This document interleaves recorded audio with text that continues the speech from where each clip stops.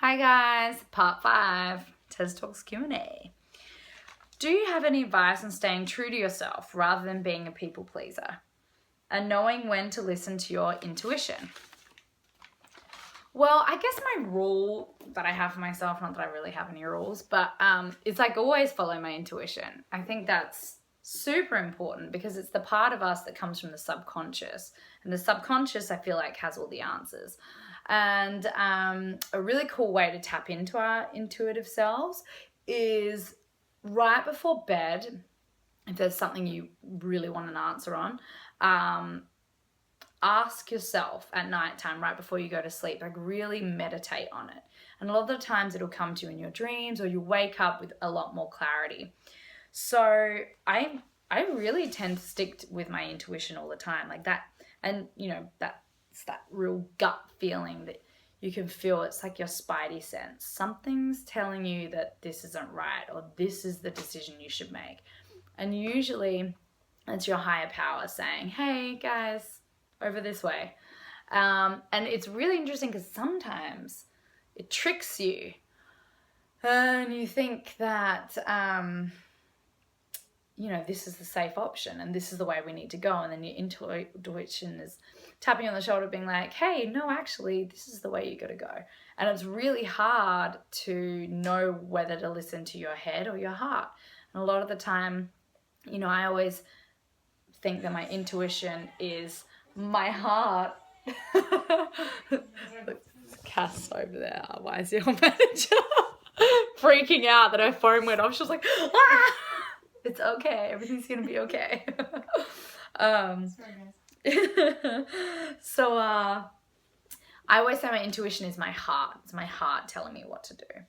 And but so often it's like my head's like, no, well, the sensible thing to do is this. Like it actually makes more sense if we break it all down and analyze it, then maybe this is probably the better decision to make.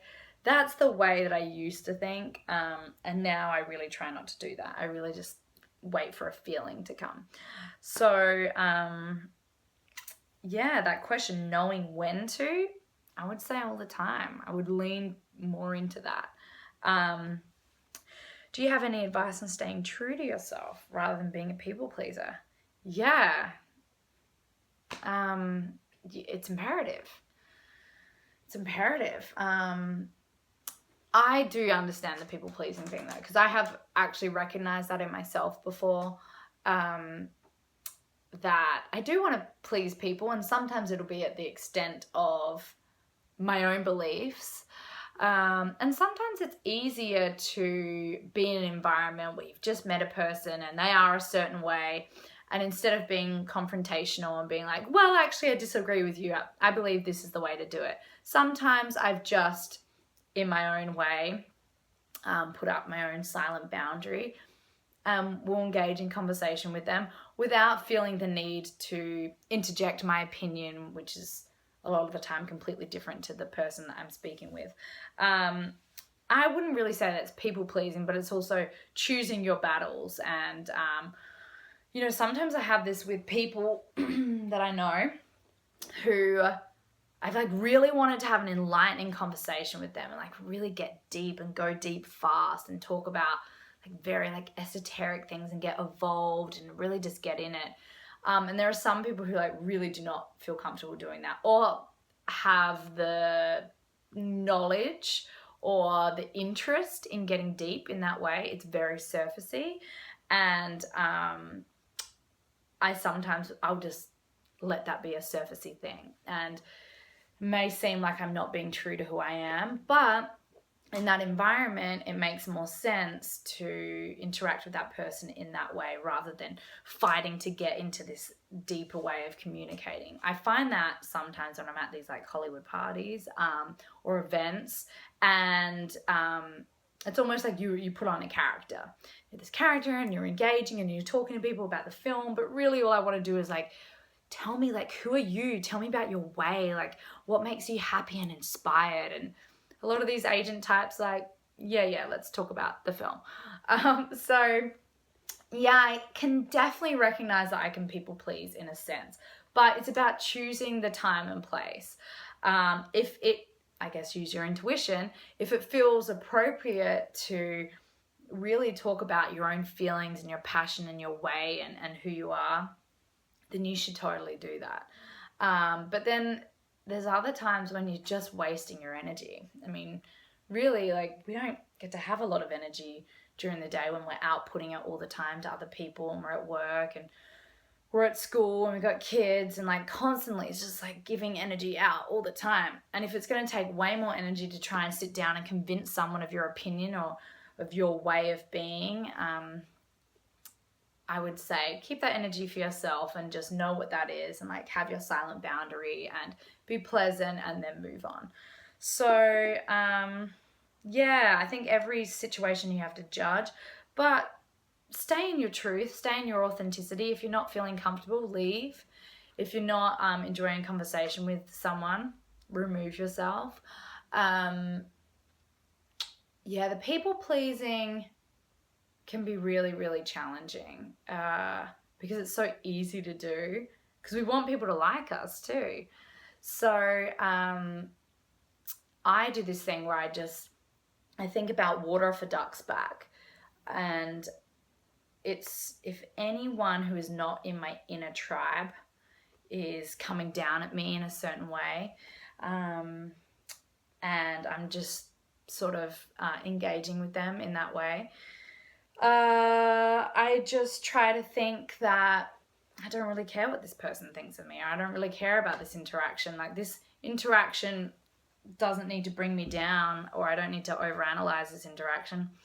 I'm just going to go home and continue to enjoy my life with the people who I really love. So I would say if it's someone who's super close with you and you really care about having an intimate relationship with that person, friendship or relationship, then always be your authentic self.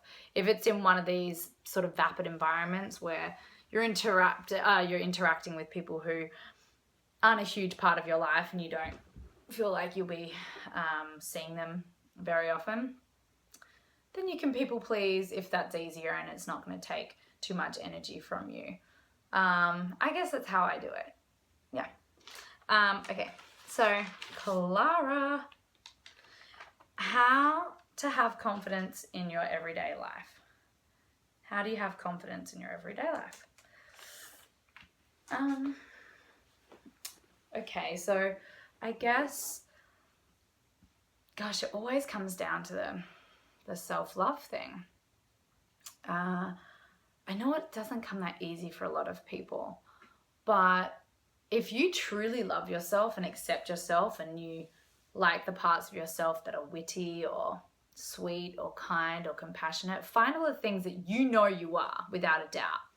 I'm a really good person. I'm a really kind person. I'm intellectual. I'm really book smart, whatever it is that you are. Remember that, and remember that you are worthy. You are enough the way you are. No one is on a pedestal. We're all equal individuals, and it's our uniqueness that makes us so special. And it's amazing that we're all so different from one another, and we're all doing different things, and we have different skills in different areas. But whatever makes you special, whatever makes people love you, is what you have to remember. And you're wonderful. Whoever you are, you're wonderful. You're a wonderful human being. Write out all of your fantastic qualities. Say affirmations. Find that inner confidence. Wear something that makes you feel good. Go out there and shine, because we all have the ability to shine. And it's just when we are judgmental of ourselves and critical of ourselves that our confidence starts to fade, and we get vulnerable and we get smaller and insecure, and then the state of comparison starts to happen, and it's really detrimental. So you are worthy. You are wonderful. You have friends. You have people in your life who love you and celebrate you for all the beautiful things that you are. Remember all of those things and go out into the world confident in who you are and what those things are. And confidence is so attractive. It's a beautiful quality to have. And I think too often people judge the idea of self-love, but it's imperative for life. It's imperative to thrive, to have self-love. And I truly believe if we had more self-love and we had less insecurities, we wouldn't have all the crazy violence and the things that are happening day in, day out. I mean, so much of that just comes from our own personal suffering. So be good to yourself. Hold that little person within you and say, you are good enough. I love you. You are so special and worthy. And you can shine. You have the ability to shine. So that's what I would say. Okay, we're almost out of time. So I'm going to move on to the next one in part 6.